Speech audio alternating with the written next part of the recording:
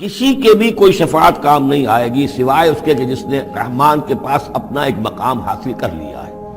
یعنی ایک شخص جو ہے بنیادی طور پر اللہ کے ساتھ اس نے اپنا عہد نبھایا ہو، اللہ کی بندگی کر رہا ہو.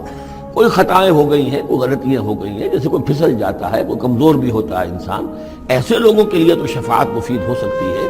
لیکن جو سرے سے اس عہد کی خلاف ورزی کر رہے ہوں، جو بجائے مشرق کے ان کا رخی مغرب کی طرف ہو، بجائے کعبے کے ان کا رخی جو ہے کسی اور شے کی طرف ہو، تو ظاہر بات ہے کہ ان کے لیے شفاعت نہیں ہے. وَقَالُوا اتَّخَذَ الرَّحْمَنُ وَلَدًا، اور انہوں نے ایک اور عقیدہ گھڑ لیا ہے کہ رحمان نے اپنے لیے اولاد اختیار کی ہے.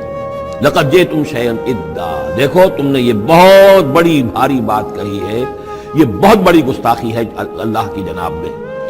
اور کتنی بھاری گستاخی ہے ذرا نوٹ کیجئے الفاظ. تَكَادُ السَّمَاوَاتُ يَتَفَطَّرْنَ مِنْهُ، قریب ہے کہ آسمان پھٹ پڑے تمہاری اس گستاخی پر. وَتَنشَقُّ الْأَرْضُ، اور قریب ہے کہ زمین شق ہو جائے. وَتَخِرُّ الْجِبَالُ هَدًّا، اور یہ پہاڑ جو ہے دھماکے کے ساتھ گر پڑے. أَن دَعَوْا لِلرَّحْمَنِ وَلَدًا، کہ انہوں نے رحمان کے لیے بیٹا قرار دیا، بیٹی قرار دیا.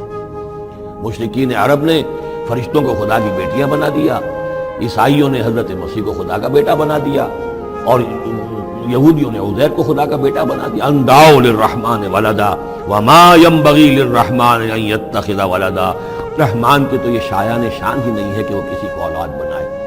یہ اس کی وضاحت میں کر چکا ہوں کہ اولاد کی ضرورت اس کو ہوتی ہے جو خود فانی ہو. ہمیں معلوم ہے ہم مر جائیں گے، ہمارا نام و نشان مٹ جائے گا، اولاد کے ذریعے سے ہمارا نام زندہ رہے گا. یہ اصل میں ایک اپنے ہی تسلسل انسان سمجھتا ہے کہ میری ہستی کا تسلسل ہے، میری اولاد گویا کہ میرا اپنی بقا کی ایک شکل ہے. اس لیے کہ یہ انسان کے اندر ہے. مجھے یاد ہے جب ہم پڑھتے تھے کالج میں تو الفا ایک کمپنی ہوتی تھی لاہور میں جو فائل کورز وغیرہ بناتی تھی نوٹ بکس کے، تو اس میں پیرامڈس کے عنوان سے جو بہترین الفاظ لکھے ہوئے تھے اب بھی مجھے یاد ہیں. Still and resolute, calm and self-possessed, still and resolute, the pyramids echo unto eternity, the defiant cry of man's will to survive and conquer the storms of time. کہ یہ جو ان لوگوں نے فرائضہ نے اتنے بڑے بڑے پیرامڈز بنا دی، کائے کے لیے بنا دی؟ تاکہ ہمارا نام رہے. ہم تو نہیں ہوں گے، نام رہے گا. تو گویا کہ انسان کے اندر ایک خواہش ہے بقا کی، وہ اپنا دوام چاہتا ہے. یہ اسے پتا ہے کہ میری ذاتی طور پر تو میرا دوام ہے، تو میں کوئی عمارت بنا دوں، میرا نام جو ہے اس کے حوالے سے دنیا کے اندر رہے. اور یہی معاملہ اولاد کا ہے کہ اولاد سے انسان کو سب سے زیادہ جو اس کو خواہش ہوتی ہے وہ اپنا بقا، اپنا تسلسل. وہ سمجھتا ہے کہ میری اپنی کنٹینیوٹی ہے کہ جو میری اولاد کے ذریعے سے.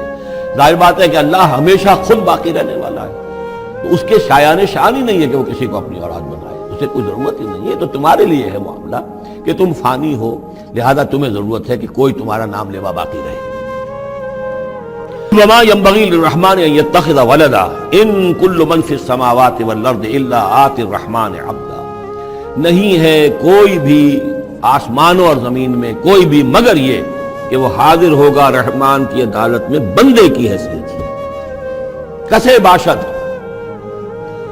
جبکہ ہمیں معلوم ہے کہ محمد رسول اللہ صلی اللہ علیہ وسلم بھی حاضر ہوں گے تو بندے کی حیثیت سے. عبدہ و رسول، عبد. اور حضور فرماتے ہیں کہ اس روز میدان حشر میں لواء الحمد بیدی، میرے ہاتھ میں ہوگا حمد کا جھنڈا، اور اس روز جو میں حمد کروں گا اللہ کی وہ آج نہیں کر سکتا.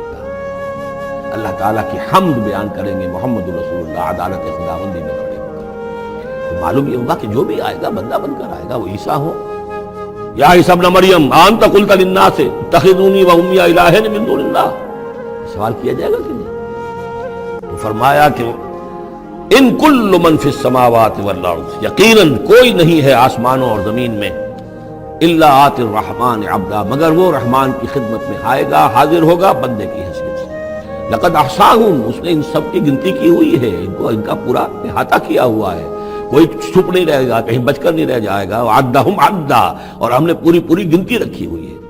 وکلہم آتی ہے یوم القیامت فردا، اور قیامت کے دن یہ سب کے سب آئیں گے تو ایک فرد کی حیثیت سے، انڈیویجول کیپیسٹی میں محاسبہ ہوگا.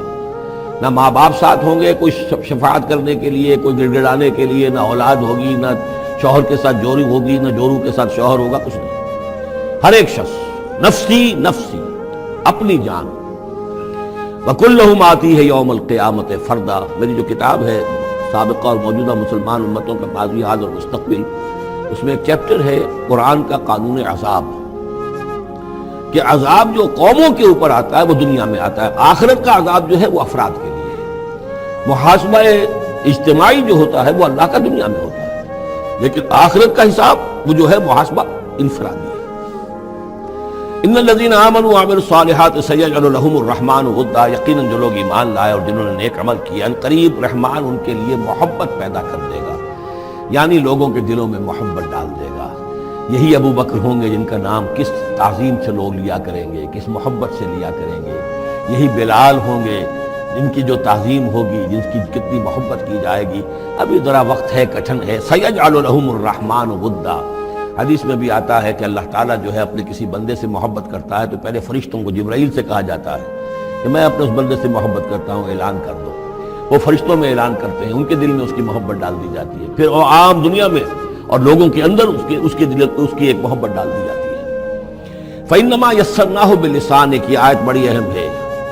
تو ہم نے اس قرآن کو یسرنا ہو، اس کو قرآن کو آسان کر دیا ہے، بلسان کا، آپ کی زبان پر یا آپ کی زبان کے ساتھ، یعنی عربی زبان میں یہ بہت آسان ہے، بہت ہی ستھری زبان ہے، سادہ زبان ہے، جس کو ہم کہتے ہیں کہ سہل ممتنع، اس کے اندر ثقالت نہیں ہے، بوجھل پن کا نہیں ہے، بہت بھاری بھرکم الفاظ کہیں کہیں شاذ آئے ہیں، ورنہ عام طور پر قرآن مجید جو بڑی سلیس زبان میں ہے۔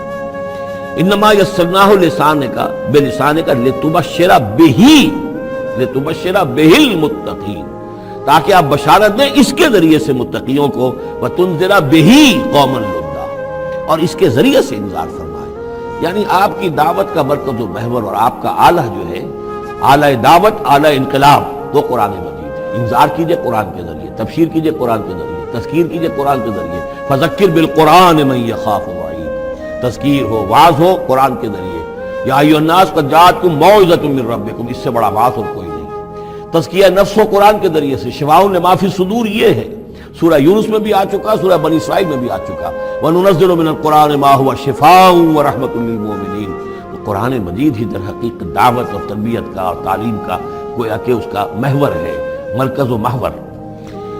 فَإِنَّمَا يَسَّرْنَاهُ بِلِسَانِكَ لِتُبَشِّرَ بِهِ الْمُتَّقِينَ وَتُنذِرَ بِهِ قَوْمًا لُدًّا وَكَمْ أَهْلَكْنَا قَبْلَهُم مِّن قَرْنٍ، اور ان سے پہلے ہم نے کتنی ہی قوموں کو ہلاک کیا۔